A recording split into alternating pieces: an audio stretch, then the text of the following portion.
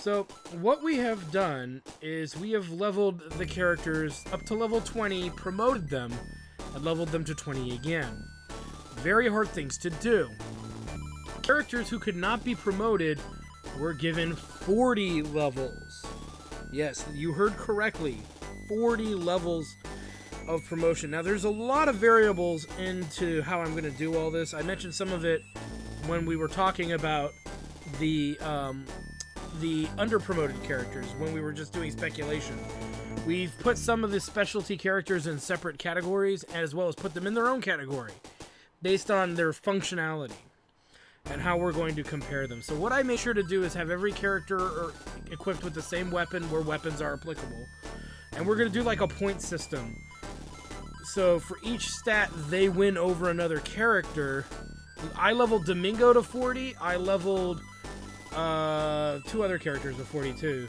Musashi and Hanzo to 40. So everybody got exactly 40 levels of leveling.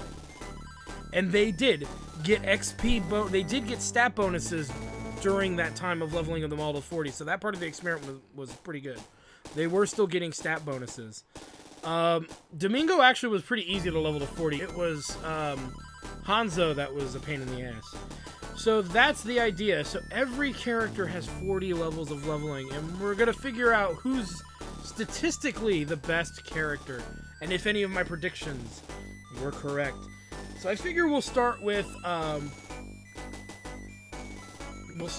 gladiators here, Gorton Luke. Now, I had said Luke was the best, statistically, and a lot of people back Luke. But when we were leveling Gort as a warrior, Gort actually outclassed Luke in every stat except one or two, and they were the least important ones. So now we're going to make our comparison. Meeps maybe will help me do some stat lineups here. And I'm going to tell you how we're going to score these warriors. These gladiators, it's solely going to be judged on their attack, their defense, and their HP are the most important traits when dealing with gladiators. Agility is subjective, so if one person wins, if it's a tie, if it's a near tie with HP, defense, and attack, agility is a tiebreaker. So this one, Meeps, will be easy. I don't think we need you too much, but go ahead and put down Gort's stats right there at 66 health, 72 attack, defense 73, and agility 46. For those of you on the YouTube, I'm live streaming this, and she's writing down the stats. When we get into classes that have more than two characters in it, I'm gonna need this info for reference, so I don't have to keep jumping back and forth between the character sheets here. So Gort is pretty beastly at 72 damage. So let's take a look now at my prediction. Was Luke was gonna supposedly better. So HP is 62, so Gort wins in attack, but he emphatically loses in defense. So let me explain this. So you see 77 and two sets of 77, right? So Luke beats Gort in attack, defense, and agility. So everything except HP. Now, if there is only a difference of 1, maybe even 2 points in a stat, I wouldn't consider that a win. 3 points or higher is considered a win in any of these stats. HP needs to be won by at least 5. I don't want to know. He's really... See, Luke's blinking. Me Plus is asking, how the fuck is Luke blinking when you can't even see his eyes anyway? And those are his eyes. There's just no pupils. He's a zombie. So statistically, based off of the way that we leveled our characters, keep in mind too, no characters have been given stat upgrades. They all have the same equipment on. None of them have rings equipped. You'll see rings in their inventories, but they're not equipped. And none of the stat boosting items have been used whatsoever. And this is off of a cartridge. Okay, I can't stress that enough. Well, it's off of Steam, so yeah. But no, it's not. No, this is the cartridge. This is the Sega controller. Yeah, I have this for Steam, but there's no achievement, so I haven't tried to play it on Steam yet. So Luke actually wins. Meeps, can you keep track of who wins in each category for me too? That way, I'll probably remember anyway. But So Luke is statistically the better gladiator based off of this test. My theory is that if there are not fixed stats for all of the leveling, okay, if the game fact theory is correct versus the Shining Force Central theory, sometimes Gorton might actually be better, but in this case, Luke won. Now, there is another factor I want to include, and I didn't mention this, and because it doesn't apply to Luke or Gort. There's specialty points. Specialty points being things like, should we include flight as a point? Should we include mobility as a point? Should we include magic as a point because the other character is compared to don't have it? Weaponry options as a point. These are things we're going to consider as bonus points in the favor of certain characters. However, where was I going with this? Oh, one of the points is also going to be casual play point. This is only going to be used in the event of like a tiebreaker. There are characters you do not get till very late in the game, yet some of them might be brokenly good. So instead of saying that these characters win, they would be my recommendation for casual play. Gort and Luke you get within the same chapter, so they're not an issue. They're not problematic at all. If a character wins out of straight stats, I will consider where you get them in the game and how much grinding you would have to do to fully utilize them. But Luke wins between Gort and Luke. Luke just outclassed Gort in everything except, how many HP? 4 points of HP. I think that's a pretty definitive win there. Let's look at our archers. Okay, so archers has always been insanely controversial because, number one, most players that play tactical or strategic RPG games, whatever you want to call them, there's this big middle finger given out to archer classes. The data here is very interesting, and it should be, and this is data that I've done in casual plays and have noticed is somewhat interesting. So let's take a look here. Let's look at, we'll look at Diane first, since she's right here. Her HP is 62, her attack is 61, defense 44, movement is 5, agility 59. Okay, so that's an interesting setup. 62, 61, 44, 59. Movement is 5. Movement is important in this category because of one character. Hans is 66 HP, so there's already more HP. His attack is 66. His defense is 47. And his agility is 52. So Hans is better than Diane in every category except agility. That's actually impressive. That's really important to notice that. Many people say Hans is, outside of Yogurt, Hans is statistically the worst character in the game. If you do 20 levels unpromoted and 20 levels promoted, that's not entirely possible. That may not be true. People give Hans a lot of shit, man. We might be killing the Hans phobia, but let's look at everybody's favorite Lyle. Now, I said there was controversy in this before we started this leveling system, because I was one of the jackasses that would use, like Hans and Diane once in a while. So, let's see here. HP, 56. Attack, 68. Defense, 41. Movement of 7. And agility, 53. That's interesting. So, we'll compare this to Hans. Since we know Hans is the better of the two archers, we now have the Centaur ranged character with a bazooka. Why'd they get rid of the bazooka in 2? I don't know. Okay, so Lyle's attack is only 2 better than Hans. That's not a win. To me, that's a draw. 2 points of attack is, to me, nominal in this game. So Lyle has lower HP, lower defense, right? Lyle has a creepy fucking face. Hey guys, what are you doing? So Lyle has lower HP, lower defense, and he's a lot slower. He is... No, he's not. He's not a lot slower. He's one within a point of Hans. So, technically...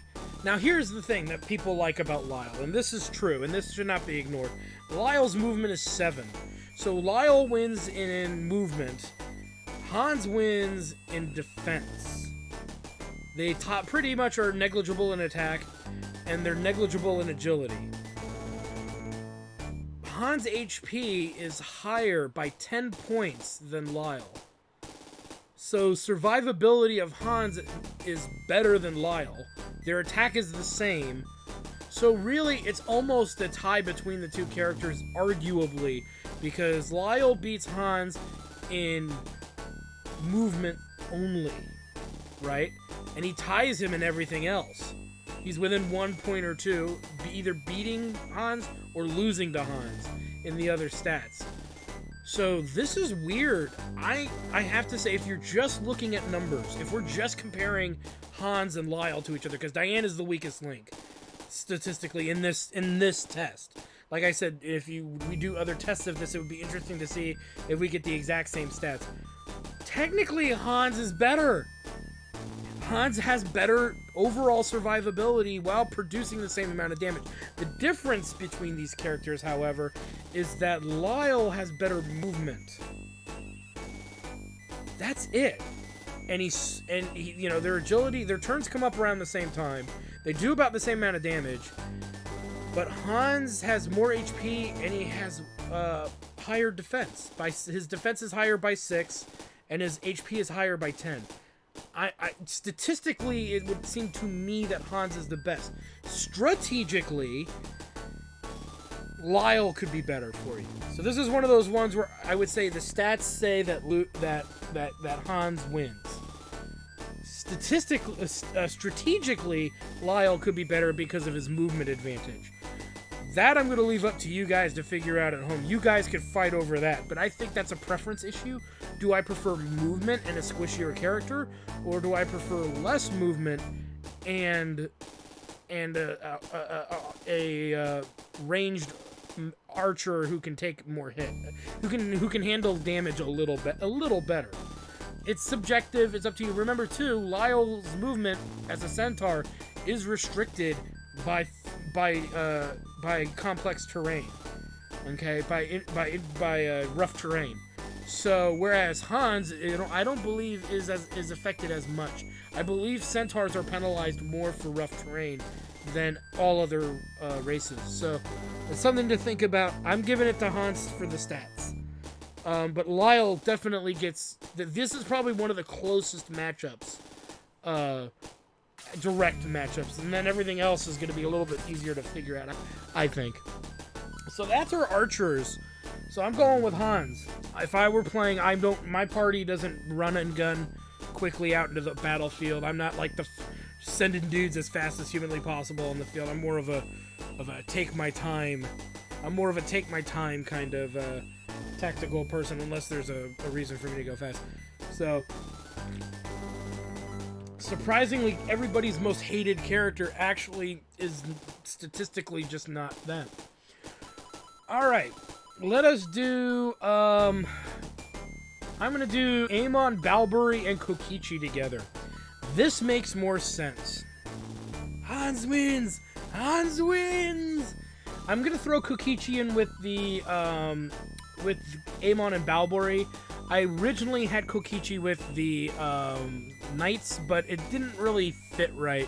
He's strength-wise and ability-wise is more comparable to Amon and Valkyrie, and the way that he deals damage, how he takes damage and how he receives it, he fits more as a flyer, because you may not want more than 1 or 2 flyers in your party. So we're going to do these 3, and we're going to throw Blue in here as a flyer, because he's also a flyer. Obviously, Blue's gonna win. It doesn't need to be even estimated. But for those of you who are already using Blue, and you're maybe not going to use Domingo's hover because you don't really want Domingo for whatever reason, these are your other 3 flying options. And we're gonna find out who's kind of the best of these options. But let's look at Amon first. Who is the best of the Birdmen? Then we'll compare the best of the Birdmen to Kokichi, who's the Sky Lord. And then we'll take the best one of those 3 and compare it to Blue, who Blue's going to destroy them. But this is like your backup flyer, if you need one. Because you don't really need more than 2 flyers. And you could have 2 flyers and Domingo, and that would be fine too. I don't see a problem with that. But Domingo's actually going to be interesting when we get to him. So yeah, Amon's got 65 HP. His attack is 52.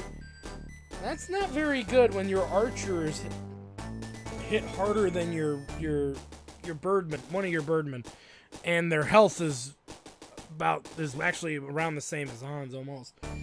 Defense is 49, so they have a little better defense, but not much. That movement though is 7. That's pretty good movement. And agility is 63. So they're fast.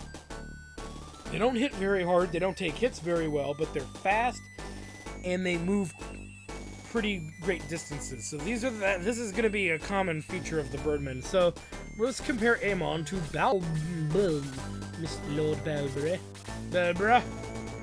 So we've got, strangely enough, most people think Valkyrie is the bigger frontline fighter. Let's take a look here. So his HP is 60. It's within 5 points of Amon, so I would consider that pretty much a tie. It's within 5 points.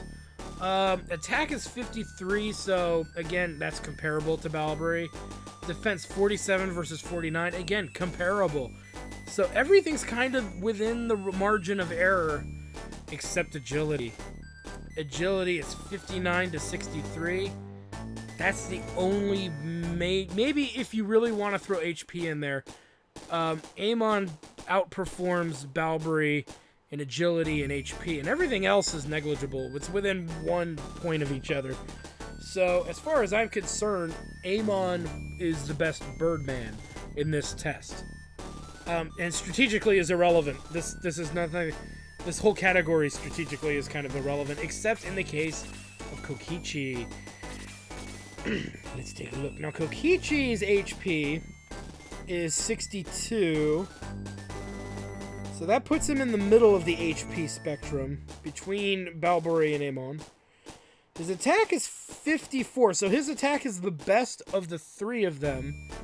And side note, if you give him a ranged weapon like the Power Spear, or I believe the Valkyrie is available if you're gonna really invest in use him. He may only be best if you have a Valkyrie. A Valkyrie would be stronger than the Chrome Lance, and it's a throwing weapon. And so his agility is 57, so he's slower than both of the Birdmen. He has 1 less movement space. His defense is the same as Valkyrie. And his attack is nominal. It's only 1 point better than Valkyrie, which is only 1 point better than Amon. And so, really, he's just a Birdman. He's as strong as a Birdman in every regard, except he's slower, has less movement, but he has the potential for better damage. Let's give him let me give you an example of this. Because Valkyrie and Amon have the best swords, non-cursed swords available to them. Let's give Kokichi the best available spear, just as an example here. So if you really have to have Kokichi in your party, 67. So that's a huge damage difference. Or you give him the halberd, and that would give him like 59. So you could argue that Kokichi, if given the rare weaponry, which is up to you because there's 2 halberds in the game, and I believe there's 2 Valkyrie in the game. If not, there's only 1 Valkyrie in the game. But you can, unless you force it to drop multiple times. But you can give him a halberd or a Valkyrie, and that would make him better. So I would say, with the better weaponry, Meeps, can you put in Kokichi's extra attack as 67 if he's given a Valkyrie? Because now we're going to compare him to the Flyer. If you're going to have a Flyer in your party, obviously, statistically, you're going to go with, where is he? Whoops. Want to join, not stats. You're probably going to go with Blue here. Yeah, Blue destroys all the Flyers. What are the important stats for flying characters? Attack, defense, HP. Movement and agility kind of help a little bit, but it's not... Yeah, it was 67. So even at 67, Blue is really slow. His agility is only 49. His movement is only 5. He's flying. His HP is 84. So that's huge. That's 22 points over Kokichi, who had the second highest HP. His attack is great. His defense is 80. I mean, come on. And the only difference is his movement's slower and his agility slower. So his turn doesn't come up as frequently. Blue also has a breath attack that kicks in rarely, so that would have been a tiebreaker edge that I would have given him. A Great Dragon. Blue the Great Dragon is the best flying unit in Shining Force. And I don't care how many times you replay this game. Now here's the thing with Blue though. He is right at the threshold. He's very hard to grind when you first get him, but because he's right at that threshold in Dragonia in Chapter 6. And so he loses a point because he's so late in the game. I think anything after Lyle, well, even okay, so you know what? If I include Lyle, I should include Blue. It's the same chapter. So anything after the chapter where you get Lyle and Blue, I would start saying that anything after that, I would say that Blue, any characters after that, that's the threshold where it gets kind of ridiculous to grind them. So that's the best flying unit, is easily Blue. If you want a second one, it's a kind of a tough choice between Kokichi or Valkyrie or Amon. I think if you give Kokichi a halberd or you give him the Valkyrie, it makes him much more plausible as a backup. You could also give him a power ring as well instead if you don't want to give him a Valkyrie or a halberd. But for me, I'm usually pretty good with one flying unit, and that's usually going to be Blue. Alright, so we've done archers, flyers, and fighters. It is now warriors, or gladiators rather. Now we're going to look at one other group. We're going to look at another group. We're going to look at our casters. We're going to do healers. So statistically, what do we look for in our healers? We don't care. Well, let's open one up. Let's open up low. We don't care about attack. We don't care about attack in any way, shape, and form unless it's a tiebreaker. We care about agility, how often their turn comes up, or how soon in the lineup it comes up, because sometimes the sooner the better. We also care about their MP and their HP. So defense, agility, HP, and MP are the most important things when we talk about healers. Gong is being thrown into this bracket because his attack on his own never really got as high as you would think it would get. And we also, and the biggest I'm sorry, I forgot to mention, one of the biggest deciding points is the magic. What magic do our casters have available? So all of our casters, we care about HP, MP, agility, and defense statistically. Movement and attack are irrelevant in many cases. And we care about their spell selection. If the spell selection is terrible, that can tank a caster. So let's get to it. So low here, and when in the game that you get them. No, you don't need to do that. I think most people who've played this game know what the spells are. But yeah, you know what? Go ahead and put them down anyway. It just makes it easier. So low is argued to be the worst healer, and it's pretty obvious as to why. His magic choice is probably the worst possible. He does have quick at level 2, so he can beef up the defense and agility of up to 5 characters in the plus configuration. I believe slow 2 is the reverse of that. It slows enemies down and lowers their defense, but in Shining Force in general, the need for stat boosting and debuffing is very nominal. The only spell... Excuse me. Sorry about that.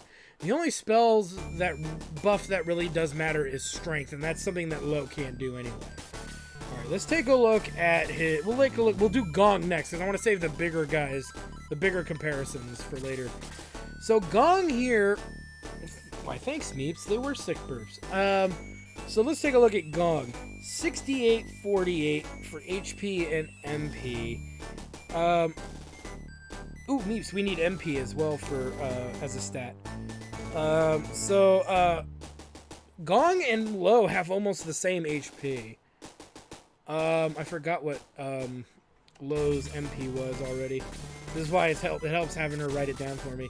67. 67 MP. So Gong has less MP. A lot less. It's almost... It's 19 less? No, that's not right.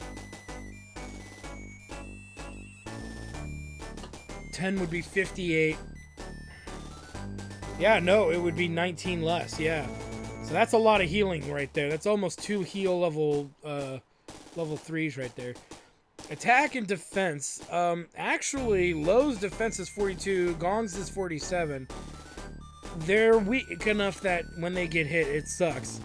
Gong's agility is 52, Low's is 56.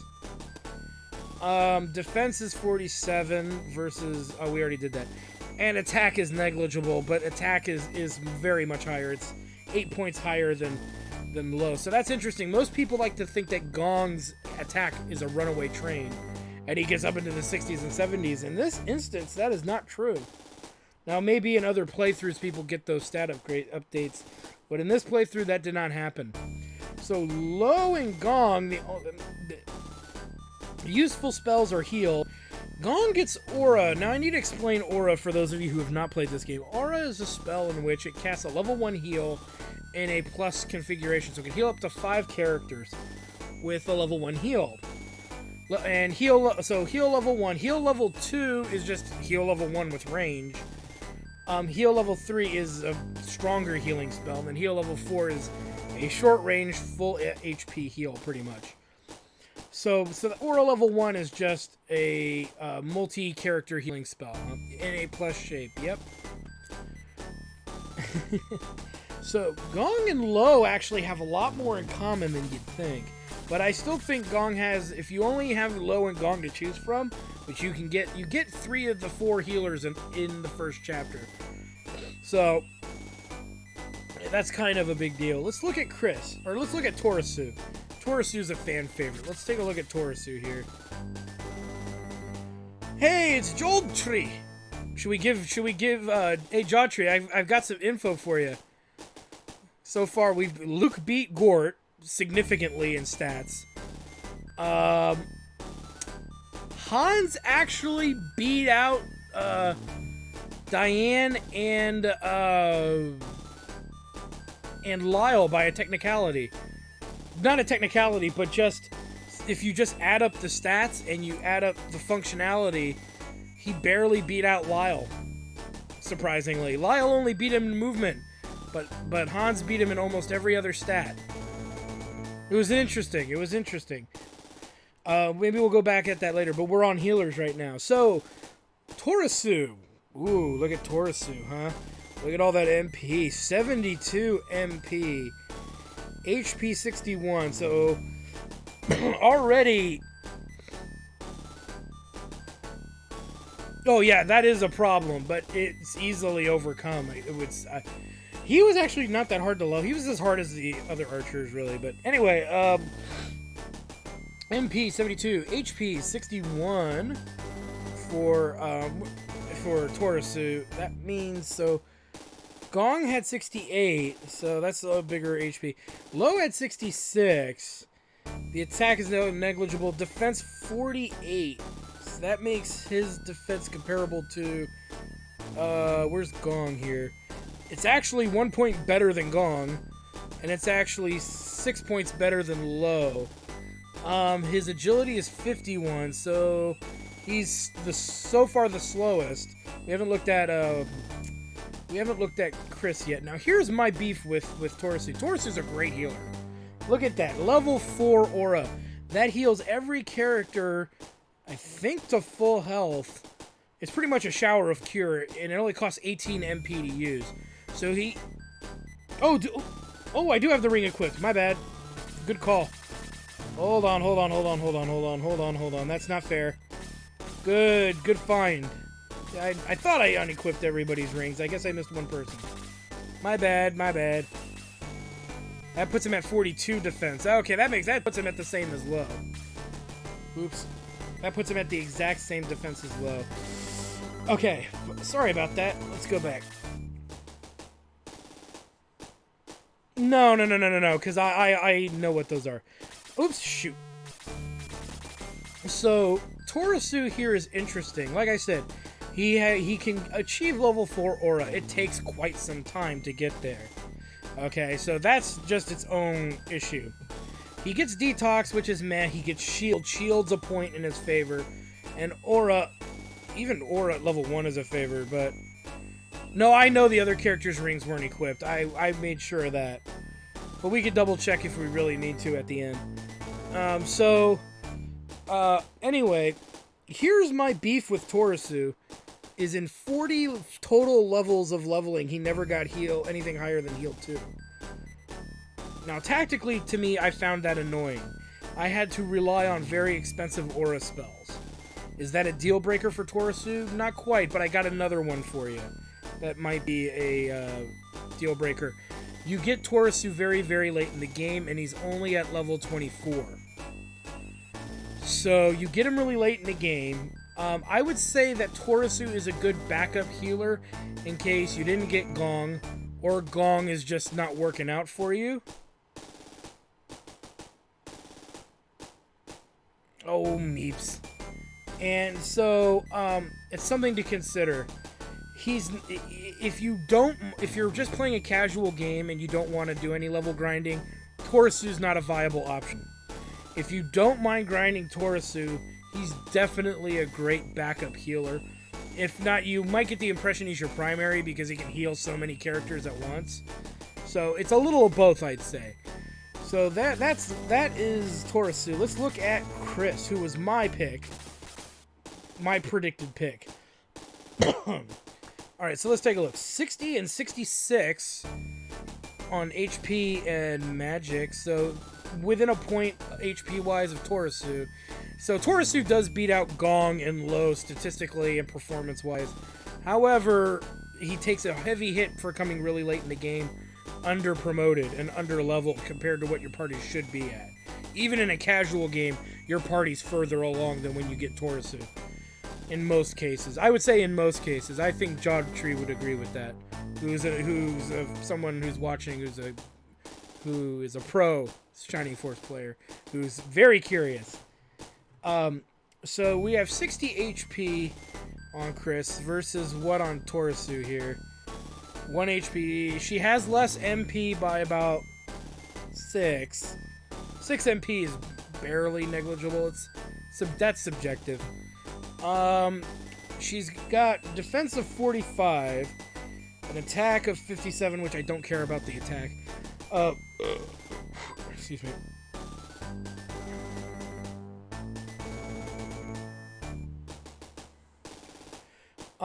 She comes with quick, aura level 2, and heal level 4.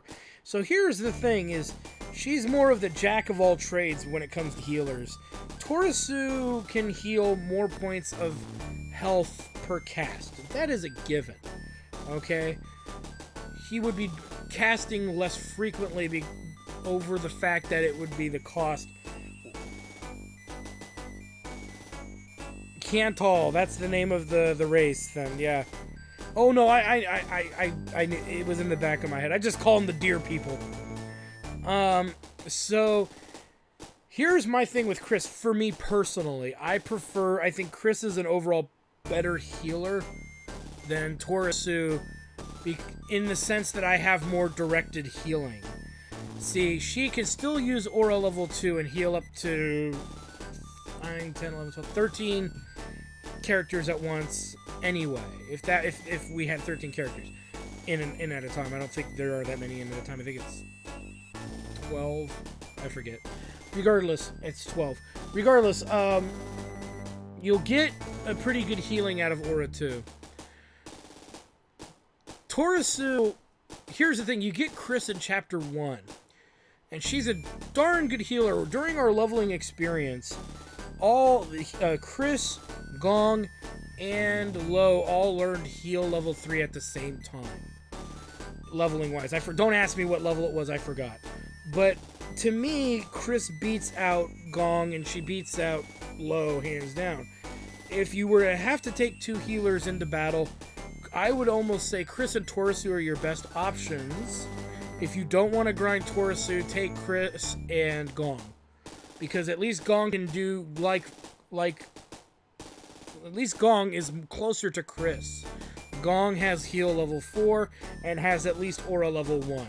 And again, you get Gong and Chris in the first chapter of the game. And to me, they are the closest. I'm going to give this win controversially to Chris.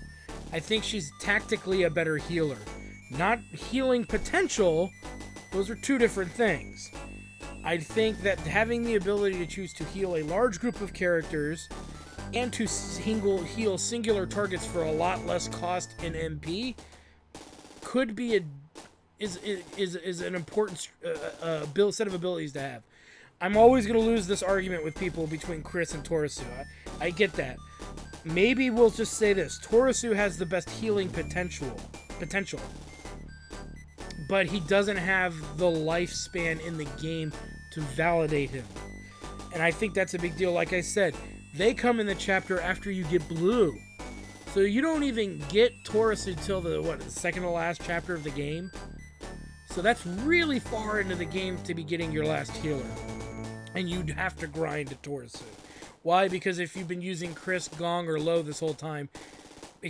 fuck Lo. Lo is terrible. If you have Chris or Gong and you've been using them, they probably will outperform Taurus if you continue to play the game casually. Hence why I'm giving the point to Chris. For actual practical use of the character in a gaming environment, a standard gaming environment, I would say that, in all fairness, that Chris takes the cake. I'm gonna go with Chris, personally. For me, from my opinion.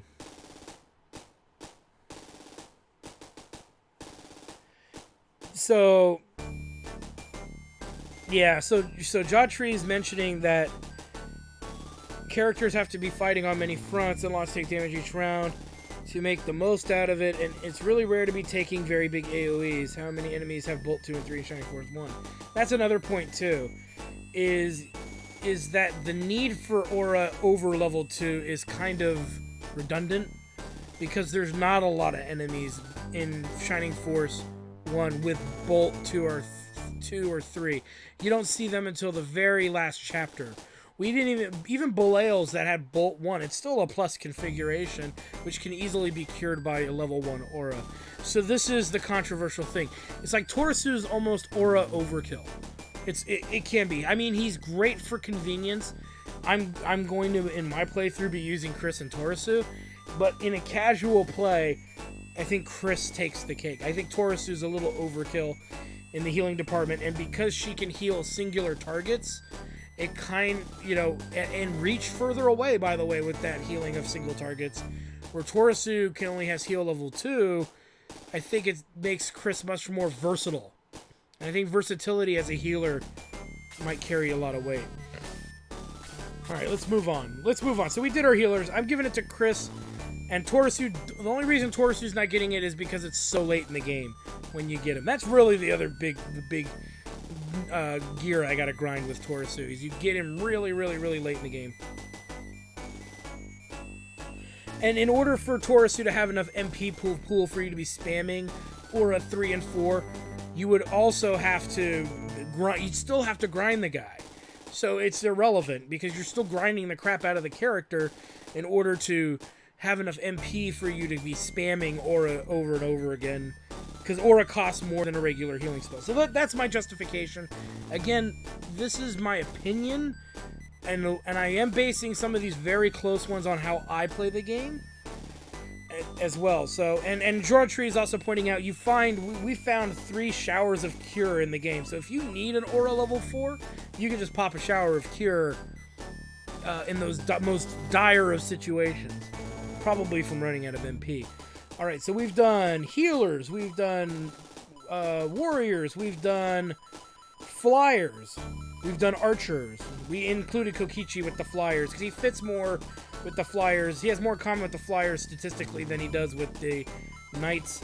Now let's do casters, and Domingo is in there. So, like I said, we got Domingo to level 40, so no matter how you want to break this down, every character in the game leveled 40, got 40 levels of experience. 39 technically, whatever you want to fucking call it, I don't care. We got them, they each leveled the exact same amount of levels. which we leveled them absurdly. So this is interesting because Domingo is the fan favorite. He is the best caster in the game. Now, I will point this out. What are the perks of casters when it comes to leveling? They level very quickly. I had trouble, actually, from them leveling too fast. So this is maybe in the case where Taurus comes too late in the game, I would argue Aleph isn't a bad option. Because she can catch up very, very quickly. But I wanna let's get started here. Let's get started with Henri. We'll get started. You know what? Actually, I lied. We'll get started with Tao. We'll do this in the order we acquire the characters, except Domingo. We'll do Domingo last. Let's do Tao. Now, Tao is interesting. Tao has lots of MP. Okay. She comes with Boost, which is one useful spell. And Blaze level 3 and 4 are very useful. The negative aspect is Blaze is the weakest damage-wise.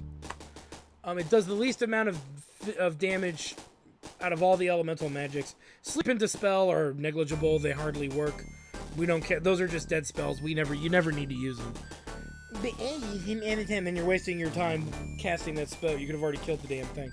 Alright, I'm being a dick. So, MP is pretty high. HP, what do we care about with wizards? We care about the same thing with healers. We care about their spell selection, we care about their agility, we care about their natural defense, and we care about their MP and HP. Movement is going to be universally the same, and attack is pointless.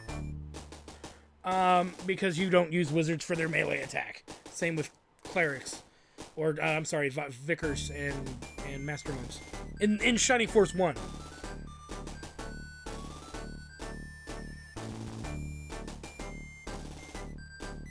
Yeah, but there's also resistance, too. So Jawtree's reminding that undead are weak to fire magic. Also, by end game, I don't believe there are any oh, yes, there are. There are the chaos... Not the chaos.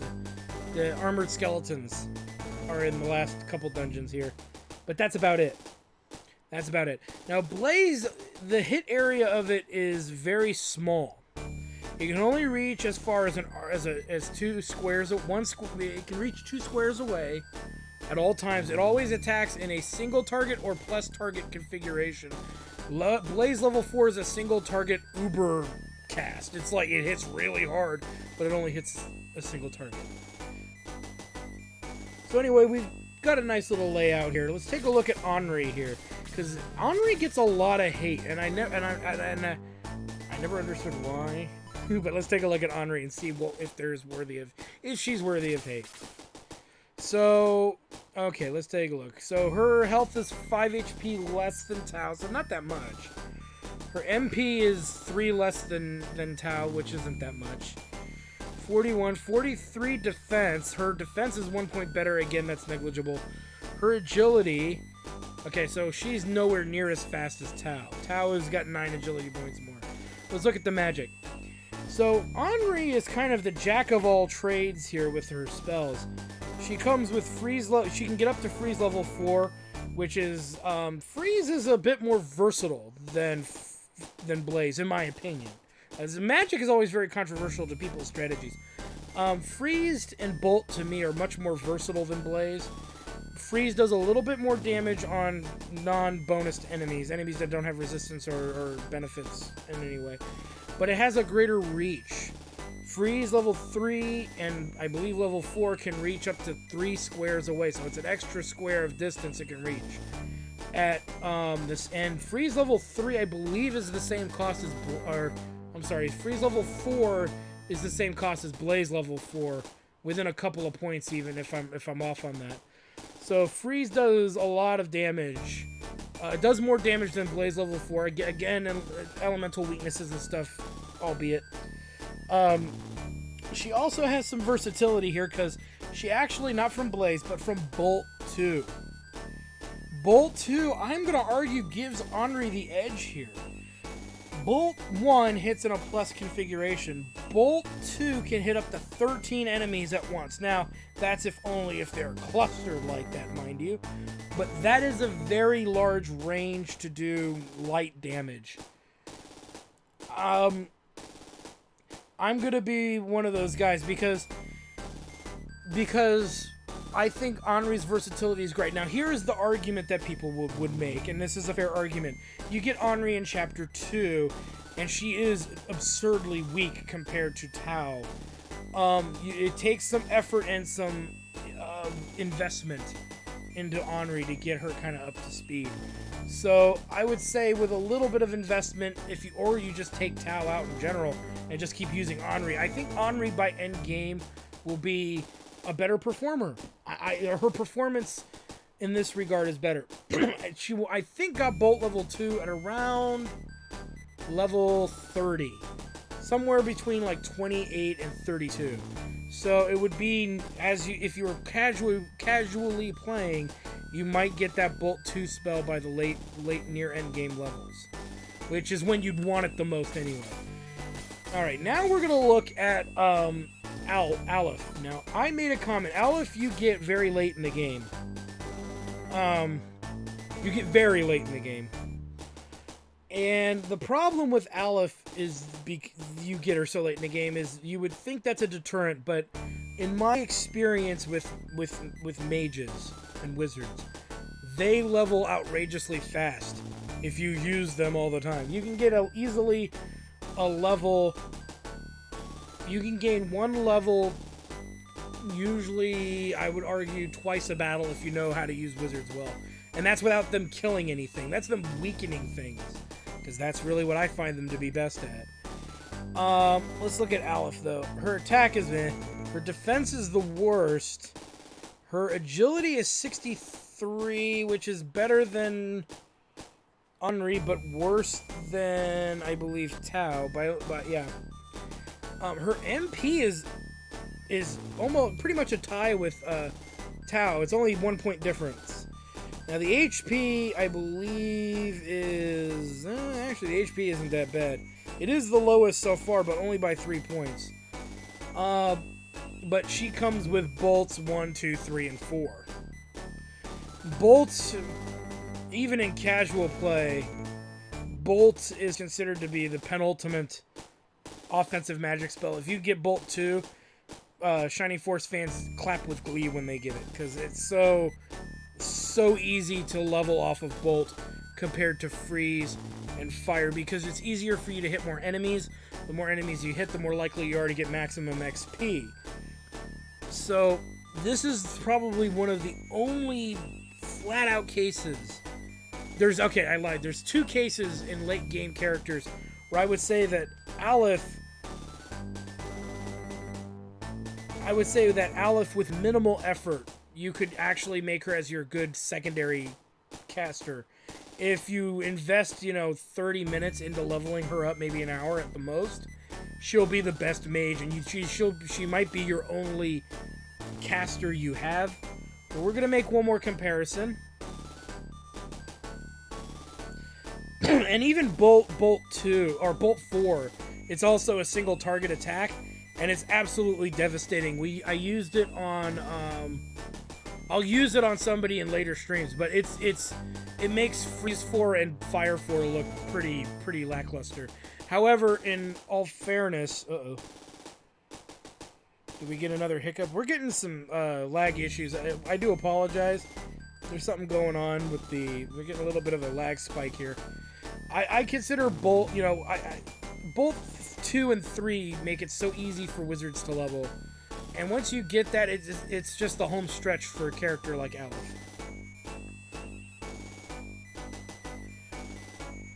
Okay, so 10 to 20 extra damage, but Bolt 4, yeah, I was getting to that. Bolt 4 costs 20 MP instead of 10, I think. And so you pay, it costs more to cast. So really, at the end of the day, Bolt 3 is probably the best offensive magic spell in the game. It hits a massive amount of enemies with great reach. It's the same reach. It's the center of the target that hits 13 squares is the same reach as Freeze level 3. but the damage it does, I believe, is stronger than Freeze 3. And I cannot think of it, a single enemy that has electric or bolt immunity or bolt resistance. There are enemies that I've heard have freeze resistance and fire resistance, and then the reverse, freeze and fire weakness. But bolt just seems to hit everything for no matter what it is for this similar amount of damage. And so Aleph is definitely, of the wizards, is easily pointed out to be the best wizard. And because leveling wizards, at least for me, isn't hard, I'm giving that to Aleph. But now we're going to compare and bring in Domingo. And her other spells are good too. Remember, she also has Dissoul. There's a small sect of people that cream their pants over Dissoul. Dissoul, I could care less. Okay, Dissoul is subjective. And she also comes with fire and ice at level 2 if you really need it. Alright, let's look at Domingo here. 40 levels of Domingo is not that incredible. It really isn't. Let's compare directly to a character like Aleph for a second here, because this is very interesting stuff that we're getting right here. So looking at Aleph and Domingo. So Domingo, his attack is actually a little better than Aleph's, only by a few points. We don't care about attack. His defense is definitely better. So, yeah, his defense is definitely better, but by how much? By 10 points to Aleph. Aleph, oh, and by the way, Aleph and Domingo have the same amount of HP. And Aleph has more MP. Aleph's movement is 5, so yeah, the movement is the same. Aleph is faster, a lot faster than Domingo. So, Domingo's perks. So let's, from a statistical point of view, Domingo kind of flatlined once he got to about 35. He was still getting stat bonuses, but he wasn't getting anything dramatic. They were just small little increases here and there. He topped out really early. Now, here's the deal. In a casual game, Domingo is fucking king. Domingo gets every casual player nips really hard. They can't help it. They're just rubbing around. They're like, oh my god, Domingo is so hot. But statistically, he bottomed out, I'd have to say. He just became less and less impressive as characters leveled. So I'm still giving it to Aleph as the best caster. Even in casual play, Aleph is the best caster. But if you needed a second caster, Domingo isn't a bad option. He's definitely a good runner-up. If you're looking for someone who can, he can kind of fly. He can't fly over mountains. He hovers. So, no, I'm not saying Domingo takes it in the ass moves. It's kind of I would say if you needed two casters, it's a tie for Domingo and Henri. Henri has more flexibility with what she can do magically. Domingo has better survivability, maneuverability, where he can place himself and how he can place himself. So that's, to me, I'm going with Aleph. I know I'm going to get burned at the stake for saying that.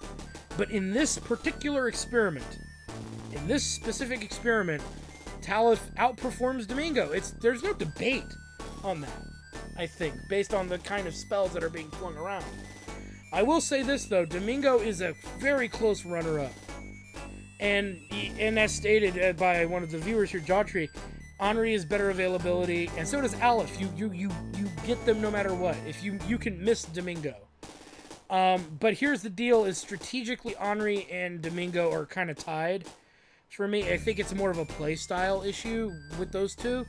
But Aleph, even though you get her late in the game, she's still the best caster, and she levels up very easily in comparison to the other casters that are out there, and she'll catch up to your force pretty quickly.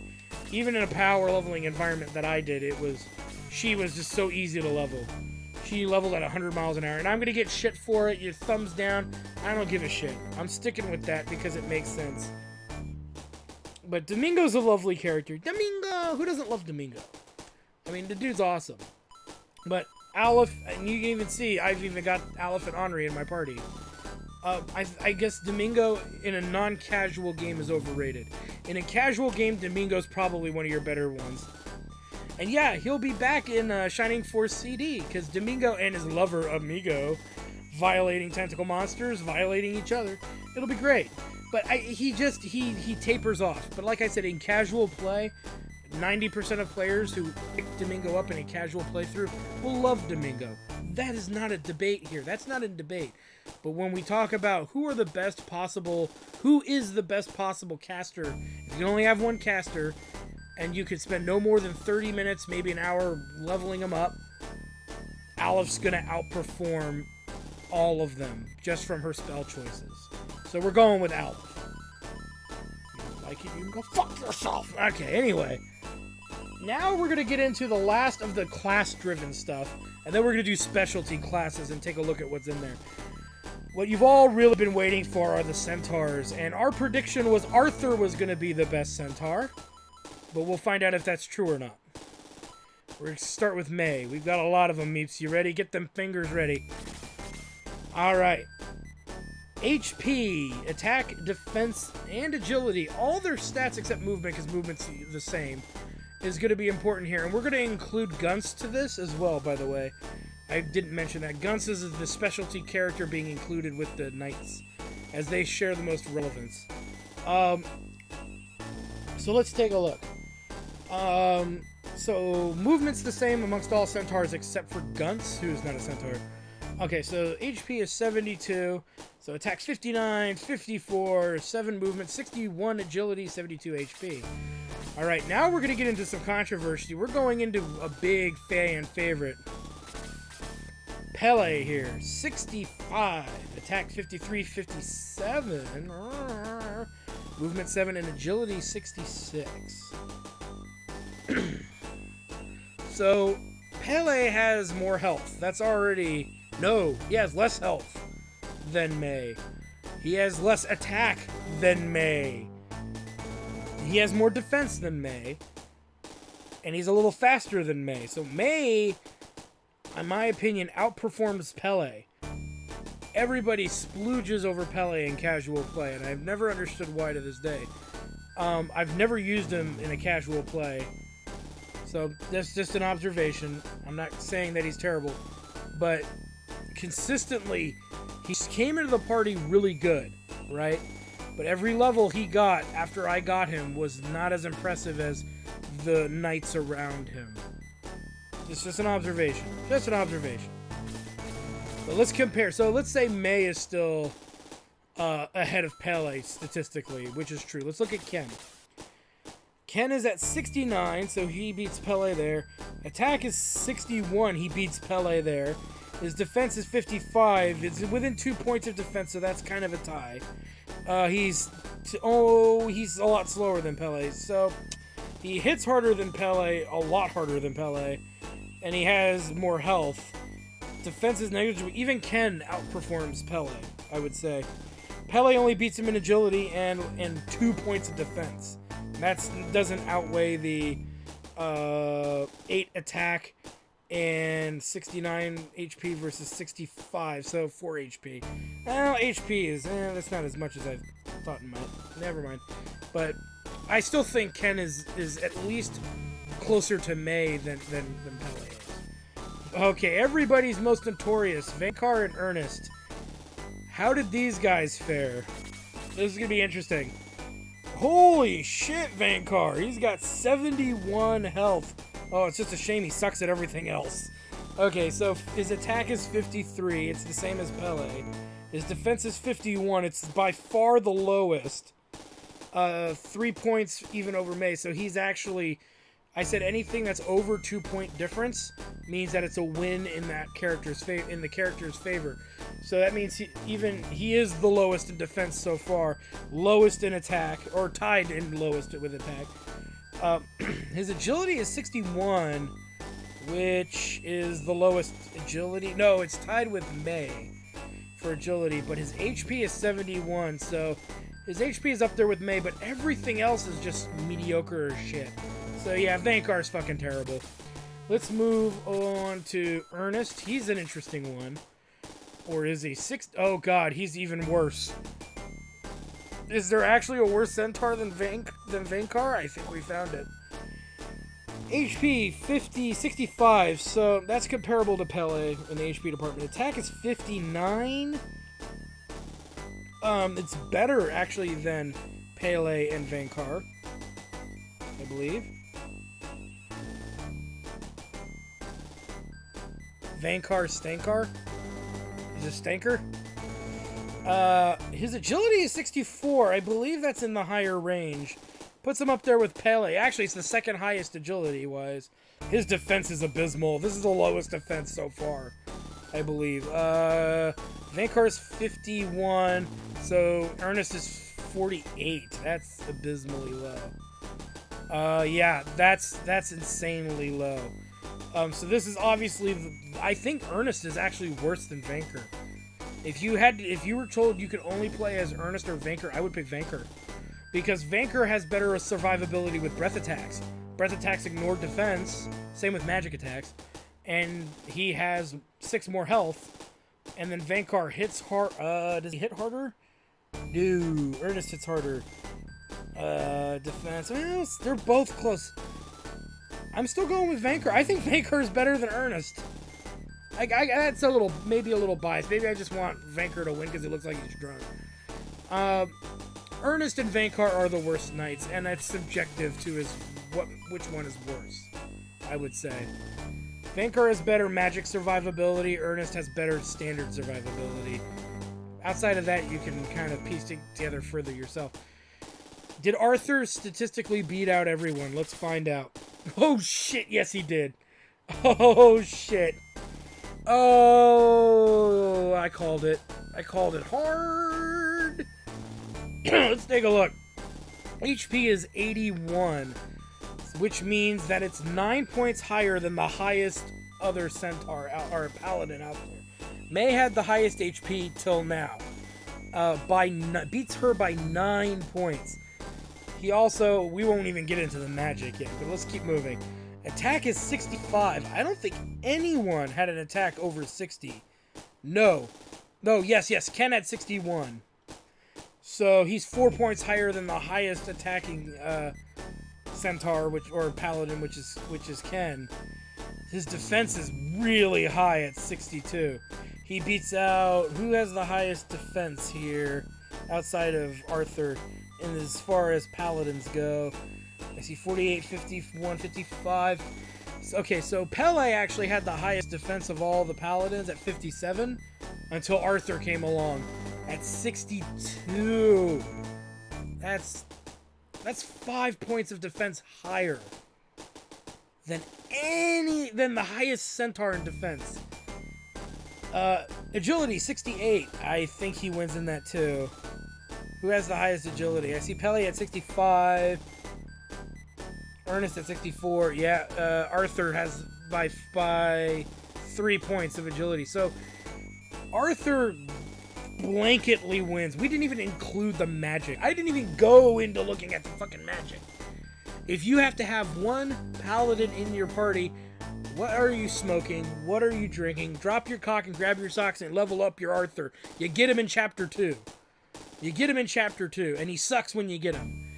He is actually statistically one of the lowest characters offensive line-wise when you pick him up. But the game rewards you like no other for getting those stats up. We're going to compare him to Guns here. Let's go ahead and compare to Guns. Now, Guns is interesting because he might be closer to Arthur than one would think. But he has... Yeah, and Jawtree's making a good point, and this is a point I made too when we talked about Lyle earlier. Centaurs take a movement penalty in Shining Force 1, and the terrain in the back end of the game is insane. Inside towns and dungeons where you're fighting, it's not a problem. But those outdoor fights are the fucking worst. They are the worst. But if you take one... I would suggest this. In Shining Force 1, when you're doing endgame, you really only need to take one paladin. And we already know who that one paladin should be. Even in casual play, if you spend a little bit of time on him, he's one of your best frontline fighters, hands down. Alright, so Guns. His attack is weaker than Arthur's. His defense is higher than Arthur's, but at the cost of HP. Interesting. So I would say defense and HP average out when compared to Arthur. And that's what I'm going to get at right here is Guns takes less damage from physical attacks and has less HP. But enemies start flinging breath and magic spells out. Arthur kind of wins in that regard because he just has higher HP. So they tie there. Arthur still has the better attack. Arthur still has the better movement. And Arthur still has the better agility. It goes to Arthur. Oh, thanks, Jotri. Yeah, the desert's pretty rough. And anywhere where there's forests, yeah.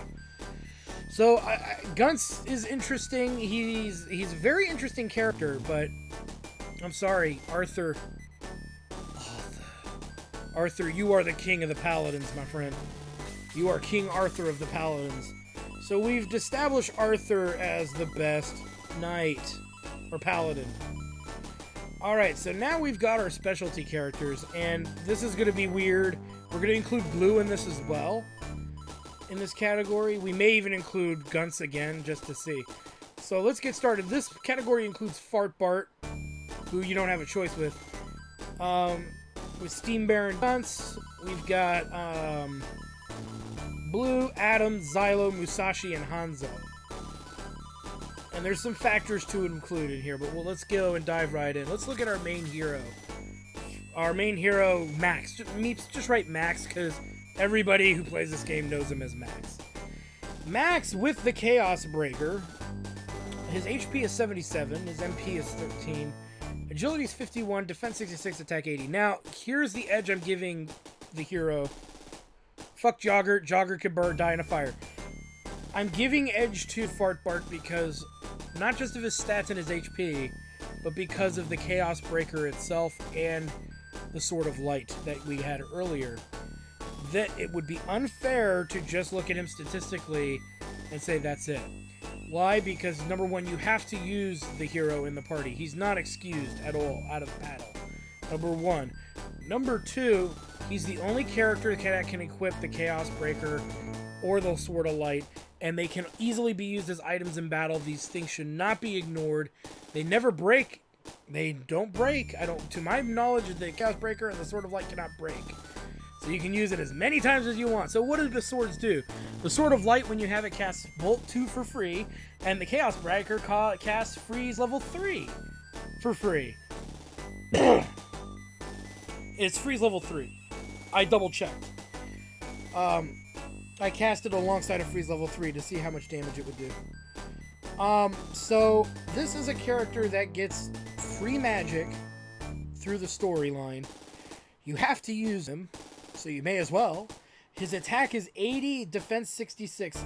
Okay, we've got the stats.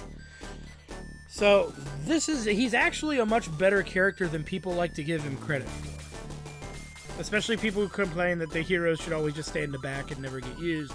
If you've played any tactical strategic RPG game, you know that is a fallacy in every way, shape, and form. Sometimes your best character is the freaking hero. Alright, let's look at Blue. We're going to compare Max to...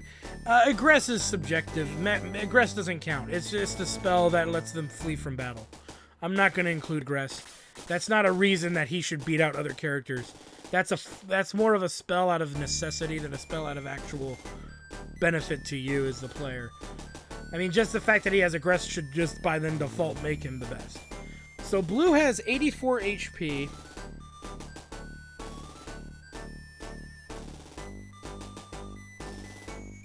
Not a god. So, Great Dragon. Alright, so Blue's HP is 84 versus Bowie's 77. So that's actually better than Bowie's HP. It's a more than 5. The defense is a lot higher. Max's defense is 66 versus Blue's 80. Max's attack is better at 80 versus 72. Remember, he also has Freeze level 3 available to him. Blue's movement isn't as good. It's only short 1 point, but I'm going to ignore the movement factor because Blue can fly.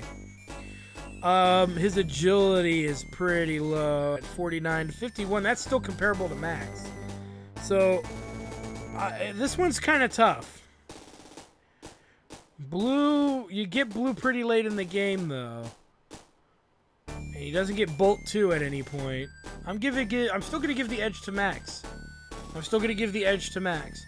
But remember, Blue is the best flying unit in the whole game, and he won his own category earlier. So let's say Blue won that category of flyers. Max is still moving strong. So let's compare Max to Adam. Yeah, and really, remember too, I didn't mention this earlier, flyers, here's a penalty to Blue, actually, that's significant. Blue's defense is maxed out at 80 at all times. Max gets a 15 to 30% defense buff, depending on what type of terrain he's in. That easily could tie him up defensively, or get him even closer to Blue's defense, making it negligible. So that is something that's very important to point out. So that's another reason I think Max beats Blue too. Adam is interesting at 72 HP. His attack is 69. And remember, Adam, like Blue, has a breath-like attack. He shoots a laser beam sometimes. That's only in a tiebreaker deal. Defense is 80, but he gets the perk of terrain. Movement is 4. This is a big problem. His movement is abysmally bad. And his agility is negligible compared to Max. It's about the same. It's within 2 points. Adam is interesting. Adam technically would end up with more defense than Max, but Max still has the sword. That sword is pushing him through maybe some of these tiebreakers. He has more HP. His defense would be lower than Adam's, but his attack is 11 points higher than Adam's. Their agility is the same, and by the way, Max's movement is 6 versus Adam's movement of 4. That's big. And then there's one last deal breaker. Adam comes in the second to last chapter. Adam statistically is very good. He is very good. That's nothing to laugh at, those stats. But he comes so late in the game that he loses to Max. He comes even later than Aleph and Taurus. So that's pretty late, and he's even under level. He came in at level 11? No, it was higher than that. Aleph and Taurus came in at like 20... No, it was level 11. Aleph and Taurus came in at level 15 and 16.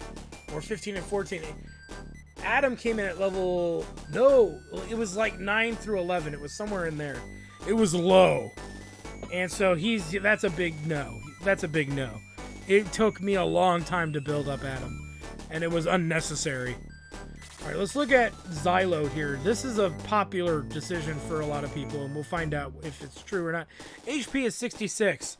So Xylo's HP is still lower than Max's by 11. The attack is the same.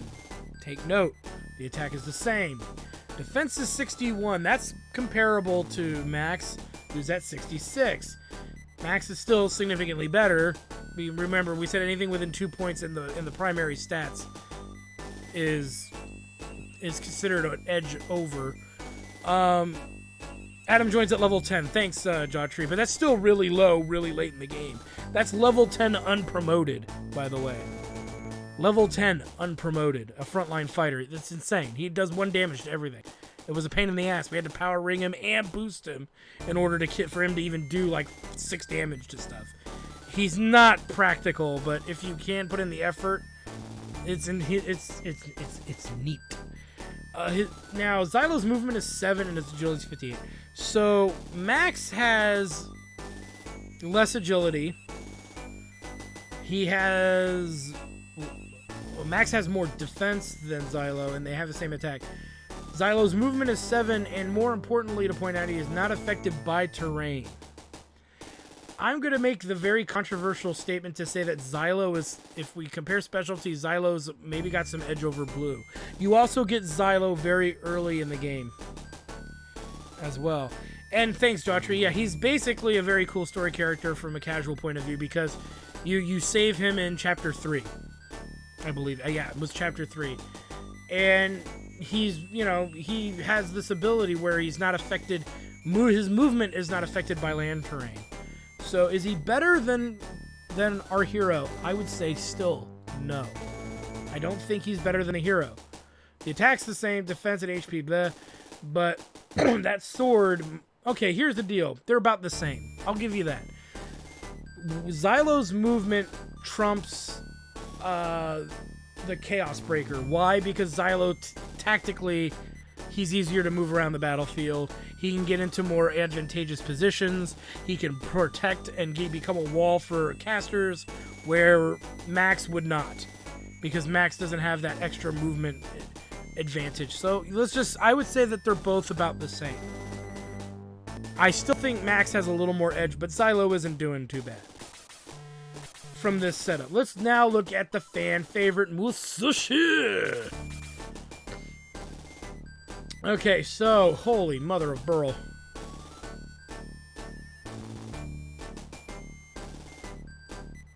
Yeah, and John Tree's pointing out you also don't retreat when Xylo dies.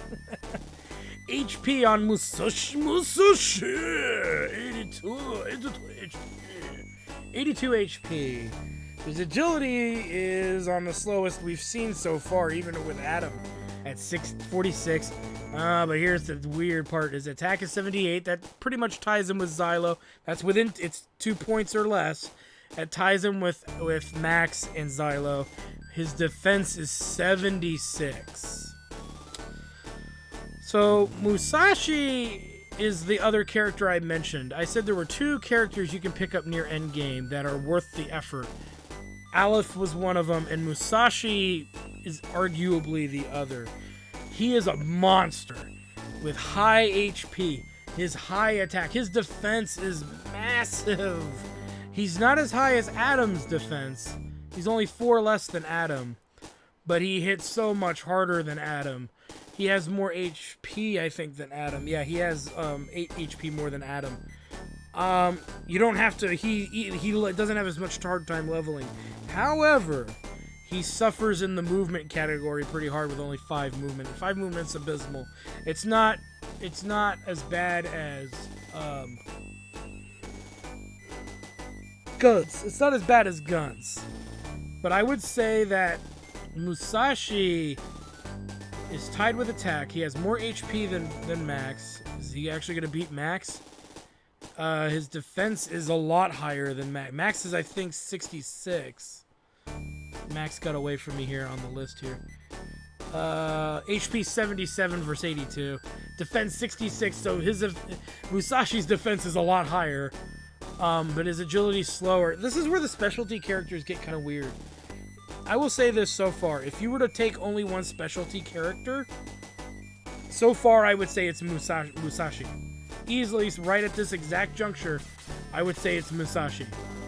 Musashi, I think, I would argue if you beats Xylo. No, yeah, because his survivability is higher than Xylo's. If you give him the mobility ring or the running pimento, and we're not using those, we're just checking the stats. Statistically, Musashi's really good. I'll tell you this, let me break this down to you. If you take a warrior and you take Luke, instead of taking Gort, take Musashi. Or instead of Gort, take Xylo. There, I just answered your question. Your internal debate has now been done. Hanzo! God, I hated leveling Hanzo so much.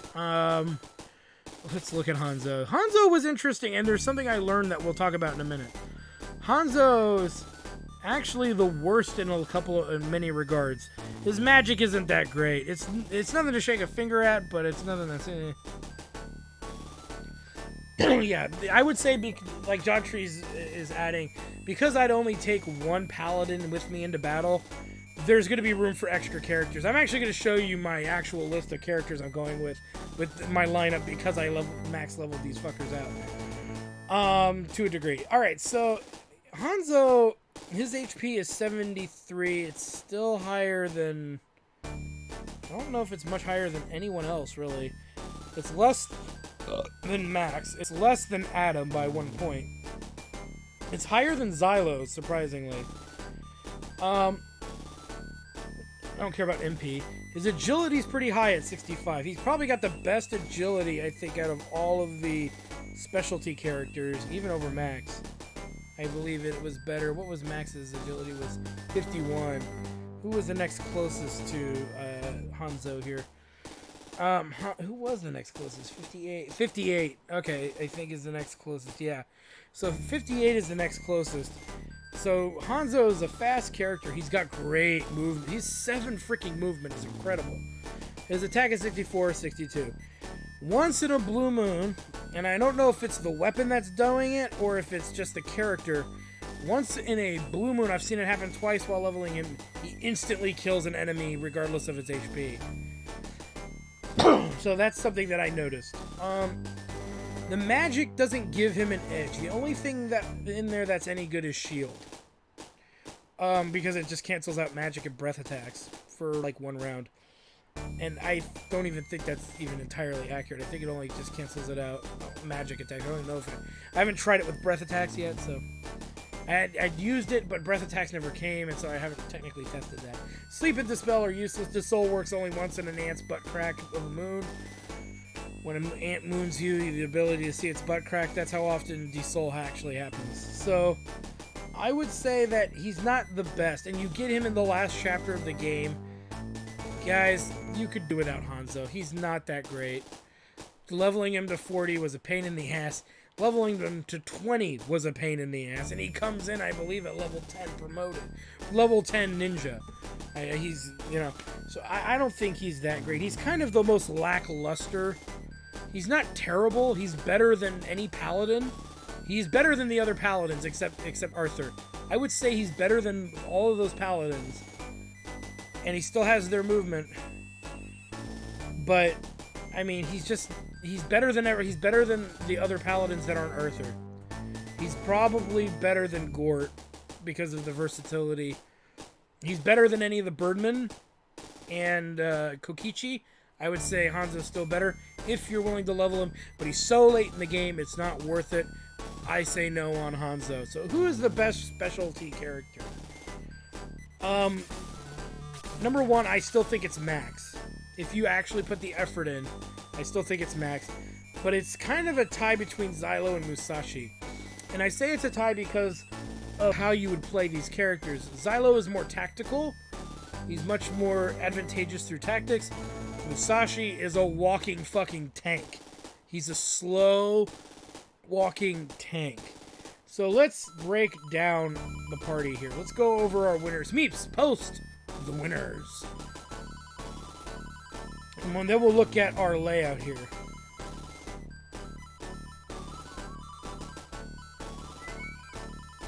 And then we'll re-equip everybody the way we want them. Because there's characters that don't have certain gear on. But yeah, Xylo is good for most of the game. He's definitely easily one of the better characters to have in your party.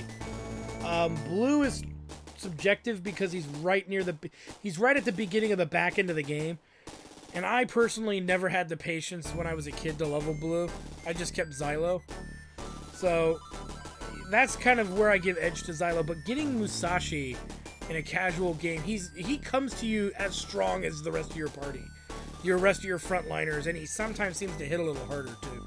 So, So, I'll go over our winners here. I still think the hero is one of the best characters in the game because of his versatility, his damage dealing, and you can't not have him in the party. So, why wouldn't you want to have a character who can take hits and dish them out at the same time? The best paladin is easily Arthur. The best gladiator, statistically, is Luke. I think Luke is the better gladiator. I think the best wizard is Aleph, followed by Henri, tied with Domingo. The best healer is Chris, tied with Taurus, but in quick second would be Taurus, if you're willing to put in the time effort. If not, Chris and Gong, but technicalities, Chris and Taurus. The best archer was Hans. It still fucking vexes me. Unless maybe I was reading the pages wrong. Hans beat Lyle and Diane. But we're gonna stick with Lyle. I might actually, you know what? Just for you guys at home, we're bringing in fucking Hans. Best flyer was Blue. Best specialty character was a tie between Musashi and Xylo. And I think this is as fair of a study in leveling that you can get. Oh, and Max is up there in the specialty as well.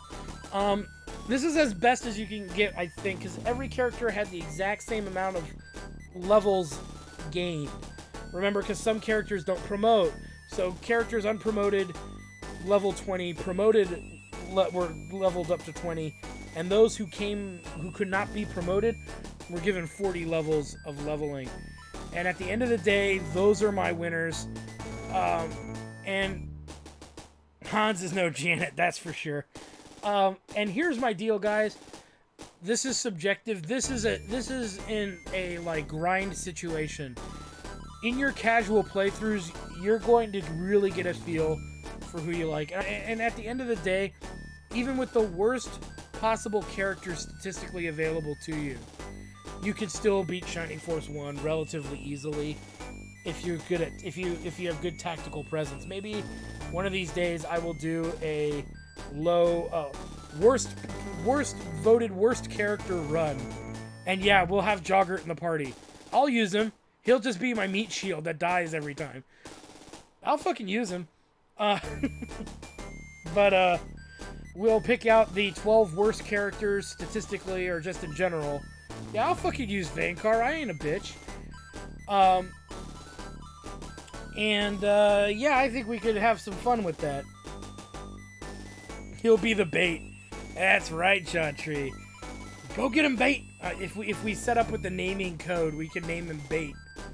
I'd name him bait. So there's my picks. There's their stats. Hopefully, those of you at home, this gives you something to work with, something for you to systematically kind of break down and figure out who's who in the grand scheme of things. Like who's the best statistically. And this should be information if you do this same experiment, which I recommend you do. If you are a big hardcore Shining Force fan, do the same experiment.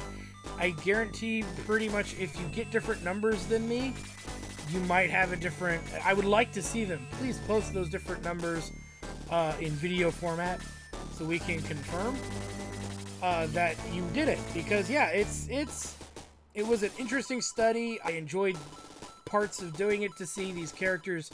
Some of them I would have never used in the past. Like Vankar and Earnest. I've never used them ever in a casual playthrough. I've only used them in weird playthroughs for laughs. And I'll tell you this, Pele is overrated.